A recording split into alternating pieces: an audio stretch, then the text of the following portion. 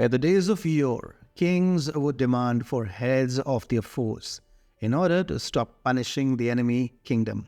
In modern times, asking for heads has been replaced by other gifts, and Putin got a big gift from NATO.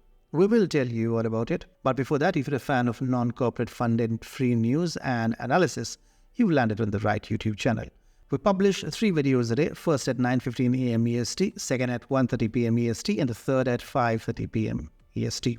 So if that's of interest to you, next time someone calls US foreign policy the best in the world, tell him that even a toddler deciding between a nap or another hour of cartoons has a firmer grasp on policy. Okay, let's begin. Imagine a possible, but for the sake of understanding, a hypothetical scenario of a back-channel peace process between NATO and Russia. It's a blend of caution, strategic positioning, and nuanced demands from both sides. This situation, rich with diplomatic subtleties, reflects the balance of power, national interests, and the pursuit of dominance on the global stage. The Russian delegation in such a scenario approaches the table with a demeanor that is both alert and cautious, yet underscored by a confident air. Their posture suggests a readiness to secure their interests, buoyed by a sense of strategic advantage. The list of demands they bring to the negotiations is comprehensive, aiming to reshape the geopolitical landscape to their favor. These demands likely include the cessation of all NATO hostilities, a complete withdrawal of NATO forces from Ukraine, and an absolute halt to any discussions of Ukraine joining NATO. Furthermore, Russia would insist on no further discourse regarding Crimea, asserting its stance on the region and eastern Ukraine, which now it considers part of its territory. The proposition that the position of forces at the ceasefire should dictate new borders encapsulates their strategic objectives, aiming to solidify their gains. On the other side of the table, NATO representatives exhibit a mix of alertness and caution tinged with a palpable sense of concern and disappointment over the trajectory and outcomes of the conflict. The narrowing down of their list of demands to the point where the primary, perhaps only feasible demand, is for Russia to withdraw from Ukraine without further territorial acquisitions. But Russia would have a very special demand among the broad strokes of these primary demands: the call for the dismissal of a very specific individual, Victoria Nuland.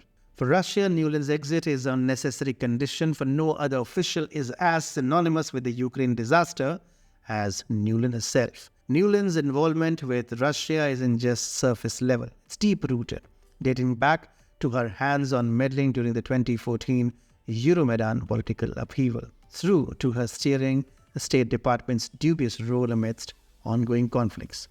This may be a hypothetical scenario, but make no mistake, Nuland's head is NATO's first surrender gift to Vladimir Putin. Victoria Nuland wasn't just a key figure in the Biden administration, but America's anti-Russia face, and firing Nuland to appease Putin wasn't an easy decision, as she was number 3 in the State Department's pecking order. The idea of dismissing such a pivotal figure raises several intriguing considerations. Firstly, with the proximity to the US presidential election, any major shifts in the administration's personnel could have profound implications, potentially altering the course of diplomatic relations and influencing public perception. This timing suggests that a decision of this magnitude would not be taken lightly. Moreover, the notion of firing Nuland as a means to turn the page on the Ukraine conflict and dump it among past foreign policy catastrophes highlights the weight of symbolic action on the part of the United States. The dismissal of Victoria Nuland should be perceived as a significant gesture, signaling a pivotal shift in the United States' stance regarding the conflict with Russia. This move can only be interpreted as the US and by extension NATO trying to appease Russia, owing to Russia's formidable show of strength.